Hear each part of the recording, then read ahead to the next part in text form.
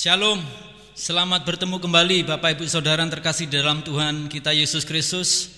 Sungguh suatu hari yang bahagia bila pada kesempatan hari ini kita diizinkan Allah untuk bisa bersama-sama kembali untuk memuji, menyembah Tuhan kita Yesus Kristus. Pada kesempatan ini mari kita bersama-sama akan memasuki dalam firman Allah yang kita akan berbicara secara khusus, yaitu rahasia ibadah yang berkenan kepada Allah. Rahasia ibadah yang berkenan kepada Allah. Wah, Bapak Ibu Saudara, mungkin bagi orang-orang yang belum percaya kepada Allah, memang itu suatu rahasia ibadah itu, dan itu benar. Tetapi kita bersyukur kepada Allah kalau melalui Yesus Kristus Tuhan kita, ibadah itu disingkapkan sedemikian luar biasa bagi kita. Nah saudara, di dalam kehidupan kita bergereja tentunya kita akan belajar berkenan hal ibadah ini.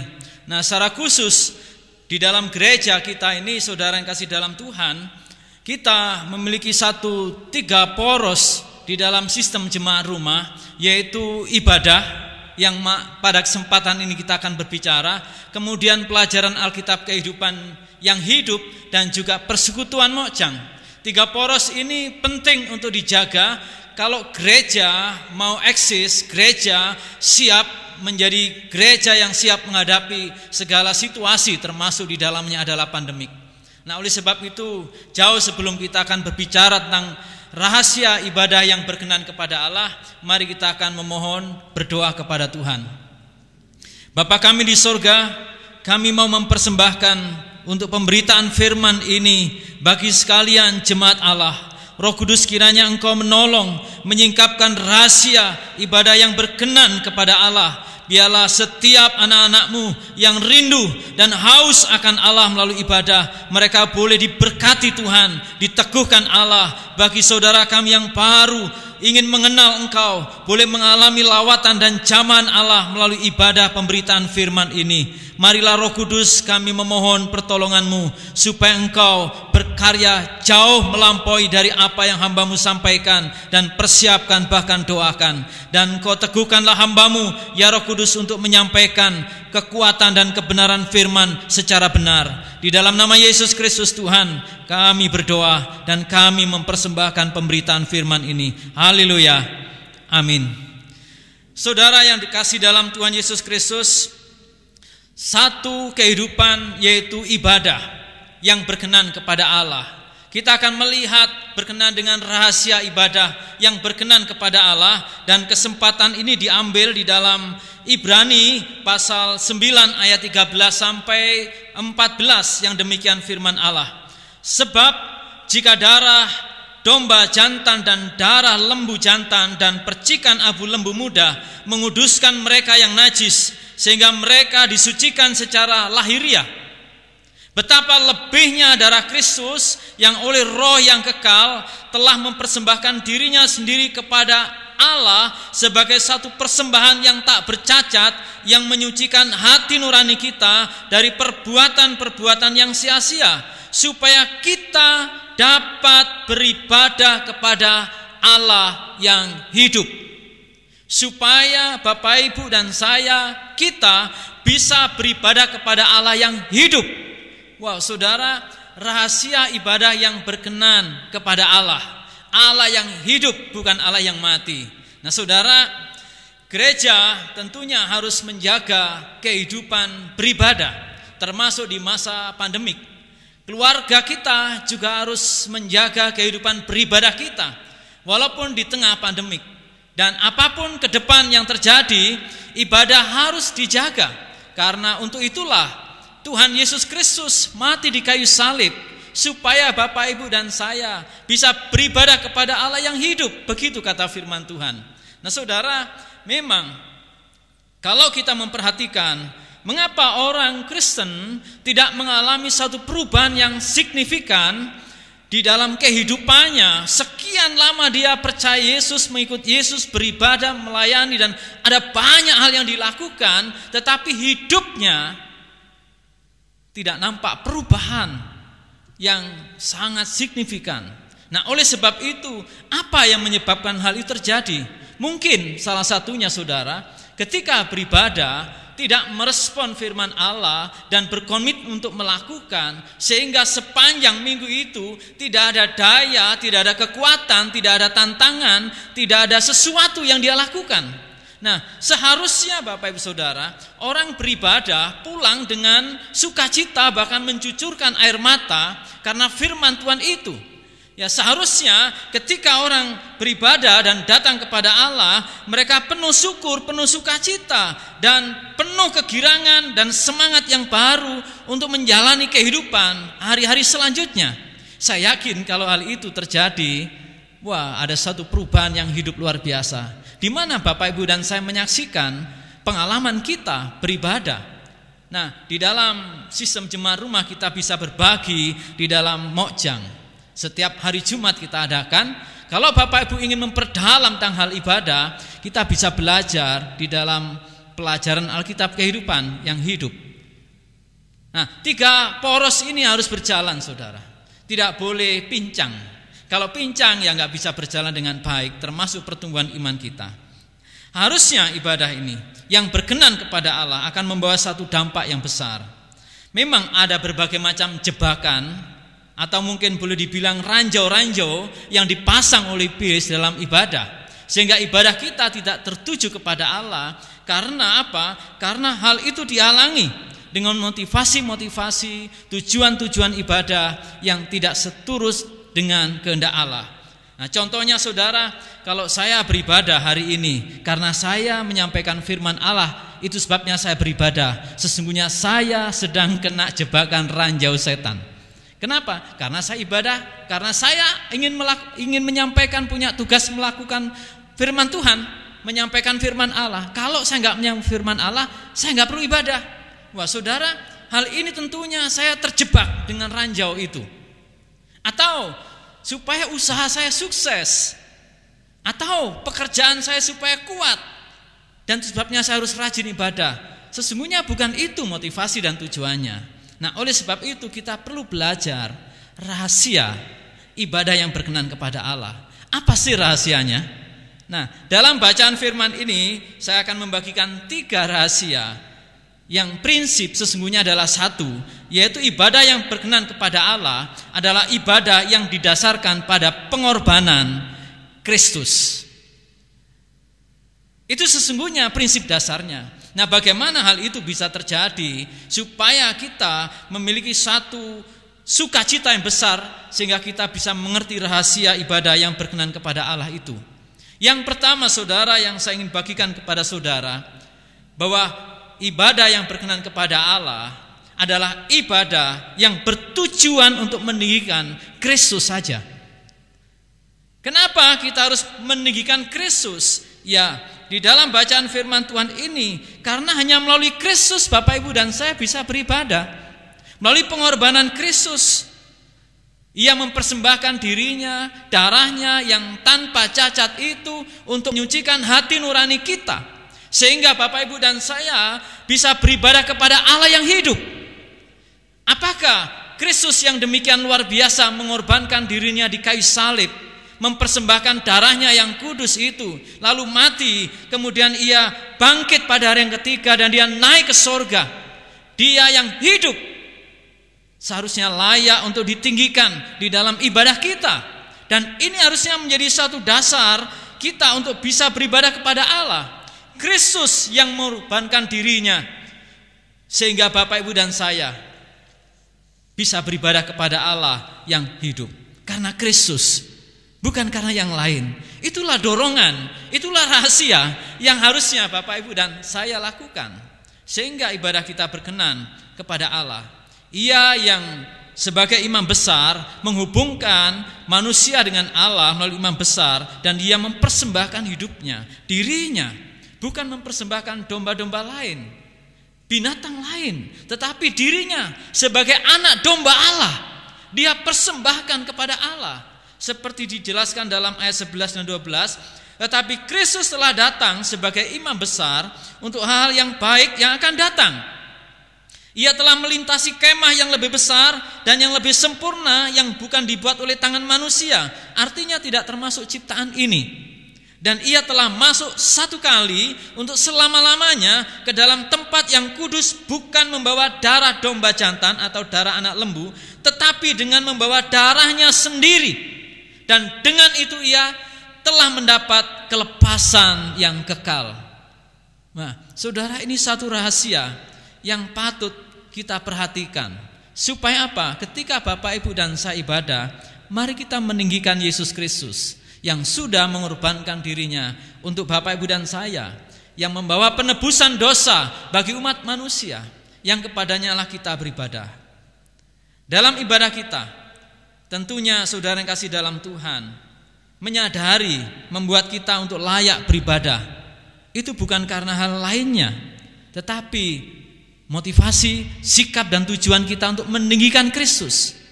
Siapapun dalam ibadah, termasuk saya yang menyampaikan firman Tuhan ini, saya juga harus meninggikan Kristus saja. Tidak boleh meninggikan dirinya sendiri. Kalau hal itu terjadi kepada diri saya, ibadah saya tidak berkenan kepada Allah.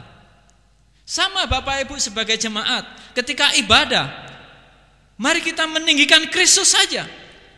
Bukan untuk kepentingan kita sendiri, walaupun toh dampaknya terjadi demikian, tetapi tujuan mulanya kita dalam meninggikan Kristus. Para penata layan, siapapun mereka, apapun yang dilakukan, dikerjakan dalam ibadah, mari kita meninggikan Kristus saja, yang telah mati dan berkorban untuk kita, dan yang karenanya kita bisa beribadah kepada Allah yang hidup itu. Di mana kita bisa menyaksikan pengalaman ibadah kita? Bukankah dalam persekutuan mukjang kita, baik di keluarga maupun di keluarga mukjang kita? Hal inilah yang patut kita bangun, Bapak Ibu. Di mana kita bisa membaharui hidup beribadah kita untuk meninggikan Kristus? Bukankah saat-saat kita ibadah seperti ini? Jadi betapa indahnya ketika satu poros ini dijalankan dengan baik. Ini tidak berdiri sendiri, dia akan berdampak kepada poros yang lain, yaitu apa? Di persekutuan mukjang. Ini juga akan berdampak kepada persekutuan atau di dalam pelajaran Alkitab kehidupan, supaya kita semakin dalam mengerti tentang hal ibadah itu. Oleh sebab itu saya mendorong Bapak Ibu Saudara sekalian, ketika firman Tuhan disampaikan, saudara buka hati seluas-luasnya untuk Tuhan, supaya saudara mengerti, peka kepada suara Tuhan melalui pimpinan Roh Kudus. Nah, rahasia yang kedua, saudara, rahasia yang kedua, yaitu ibadah ini berpusat kepada Kristus. Pusat ibadah kita bukan kepada tempat, gedung, dan musik, bahkan kepada pengkhotbahnya, tetapi kepada Kristus. Pusat kita menyembah Allah bukan kepada karena banyak orang kita beribadah dengan semangat. Walaupun sendiri di rumah saudara hari ini, saudara tetap berfokus kepada Kristus. Hal inilah yang menarik. Kenapa, saudara? Karena Kristuslah yang membuat Bapak, Ibu, dan saya bisa beribadah kepada Allah. Itu yang dijelaskan dalam ayat 14. Betapa lebihnya darah Kristus yang oleh Roh yang kekal telah mempersembahkan dirinya sendiri loh, kepada Allah sebagai persembahan yang tak bercacat. Untuk kepentingan siapa ini? Untuk kepentingan Bapak, Ibu, dan saya, manusia yang percaya. Dia akan sucikan hati nurani kita dan perbuatan-perbuatan kita yang sia-sia, sehingga supaya Bapak, Ibu, dan saya bisa beribadah kepada Allah yang hidup. Nah, kalau demikian dalamnya Kristus sudah berbuat yang sedemikian luar biasa, selayaknya Bapak, Ibu, dan saya meninggikan Kristus, dan selayaknya juga Bapak, Ibu, dan saya ketika ibadah berpusat kepada Kristus.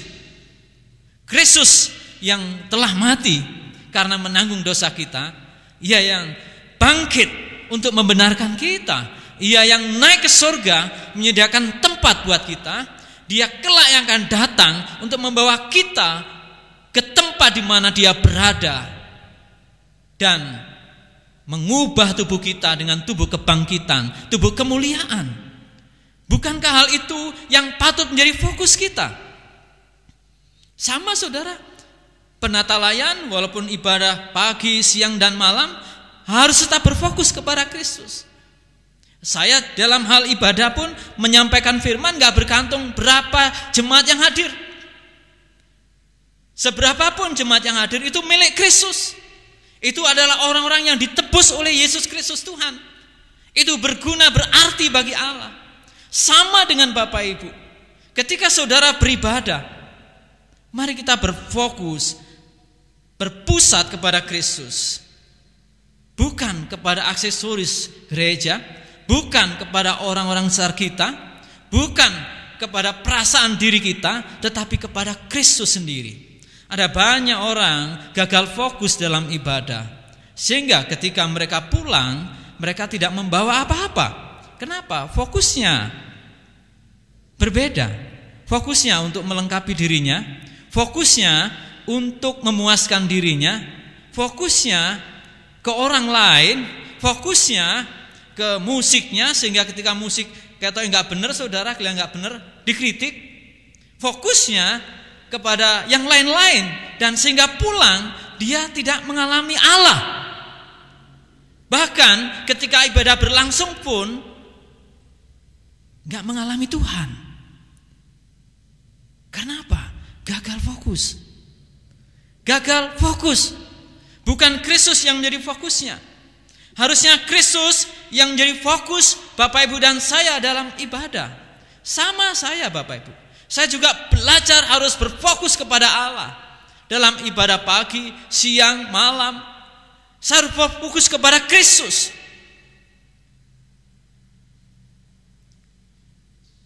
Bukan yang lainnya. Inilah keistimewaan dan keunggulan korban Kristus. Hal ini harus menjadi satu jaminan buat ibadah kita. Bukan berarti kehadiran saudara tidak berarti. Bukan berarti penata layan tidak berarti. Mereka semua, kita semua berarti ketika kita semua pada satu titik fokus, yaitu kepada Kristus. Saya yakin saudara, semua jemaat harus berfokus kepada Kristus. Semua penata layan juga harus berfokus kepada Kristus. Pengkhotbah pun harus berfokus kepada Kristus, bukan kepada dirinya. Kalau itu terjadi dalam ibadah kita, ya Tuhan akan dimuliakan, Tuhan akan ditinggikan. Saudara akan mengalami perubahan hidup yang luar biasa di dalamnya. Memang ada banyak model ibadah, tetapi kalau pusatnya kepada manusia, ya berkatnya terbatas kepada pujian dari manusia. Tetapi kalau kita berfokus kepada Kristus, entah manusia memuji, entah manusia memberi penghargaan atau tidak, itu bukan tujuan kita. Tetapi Kristus menjadi fokus, menjadi pusat ibadah kita. Bagaimana kita mengerti bahwa kita mengalami sedang fokus kepada Allah di dalam ibadah kepada Kristus? Ya, kita bisa berbagi, diberkati dengan satu yang lain di mana? Di persekutuan mojang kita. Kita bisa berbagi tentang pengalaman hidup kita beribadah yang meninggikan dan berfokus kepada Allah di dalam Yesus Kristus. Wah, saudara bisa bagikan itu. Bagaimana saudara bisa bagikan itu? Ketika saudara ibadah merespon firman Allah. Kadang saudara, gak semuanya bisa ditangkap. Mungkin ada satu pesan Allah di dalam hidup saudara sepanjang khotbah disampaikan, yang sangat mendarat dan itu cocok buat saudara, dan Roh Kudus menanamkan itu. Kalau Anda gak berfokus, maka akan kehilangan kesempatan itu, dan Anda akan pulang dengan tangan hampa, dengan hati yang kosong, dan selama seminggu saudara gak bisa lakukan apa-apa dengan firman Allah. Kenapa? Karena Anda gak menangkap, gak fokus dalam bagian itu. Seperti saya hari ini saudara, kalau mata saya kemana-mana gak fokus kepada kamera, saya gak bisa melihat saudara dengan baik. Ketika Bapak Ibu ibadah di rumah, walaupun sendiri, kalau fokus Anda kepada Kristus, saya yakin Anda sedang beribadah yang berkenan kepada Allah.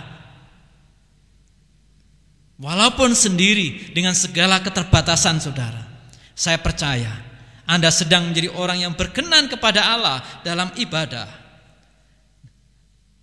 Hal yang ketiga saudara, rahasia yang ketiga tentang rahasia ibadah yang berkenan kepada Allah, yaitu yang pertama saya berbicara tentang ibadah yang meninggikan Yesus Kristus. Dan yang kedua, saya berbicara tentang hal ibadah yang berfokus kepada Yesus Kristus. Dan yang ketiga, beribadah dalam arti yang dilakukan dengan iman kepada Yesus Kristus.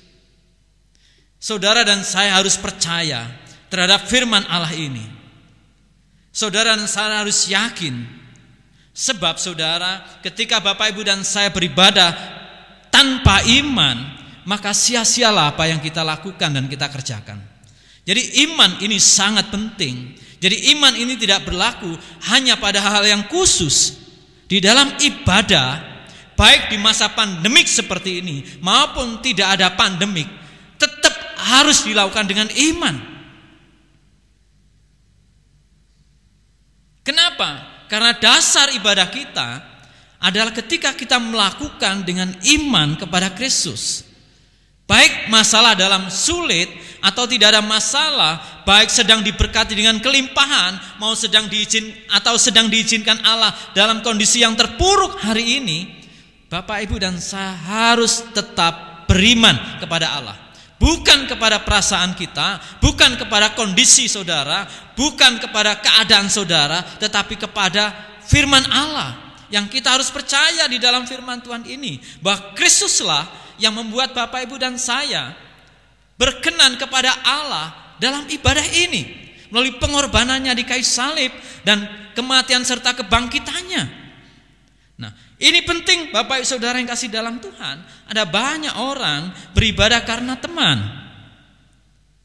Ada banyak orang beribadah karena ada sesuatu di balik ibadah itu. Mungkin itu awal yang baik untuk mereka dituntun dalam kehidupan beriman.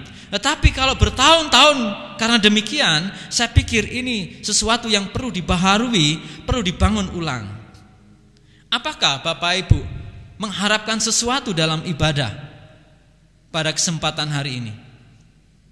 Coba pikirkan, apakah saudara mengharapkan sesuatu ketika ibadah seperti ini? Orang yang beriman adalah orang yang berharap kepada Allah. Misalkan saudara, saya dalam ibadah hari ini, saya berharap, saya rindu, saya ingin meninggikan Kristus, saya mau berfokus kepada Allah, sebabnya saya berdoa dan saya percaya itu. Supaya apa? Saya berharap ibadah saya berkenan kepada Allah. Walaupun Kristus sudah mati untuk saya, kalau saya nggak percaya akan hal itu, maka ibadah saya adalah sia-sia di hadapan Allah. Mungkin disenangi manusia, tetapi bagaimana di hadapan Allah? Hal itu yang patut kita pikirkan. Kristuslah yang membuat ibadah Bapak Ibu dan saya menjadi berkenan kepada Allah. Karena itu Bapak Ibu dan saya harus beriman kepada Dia. Dia Tuhan Allah kita. Ini ada kaitannya dengan kedatangan Kristus yang kedua kali juga. Kenapa Bapak Ibu dan saya harus beribadah? Ya, karena ini ada hubungannya Bapak Ibu dengan kedatangan Dia yang kedua kali.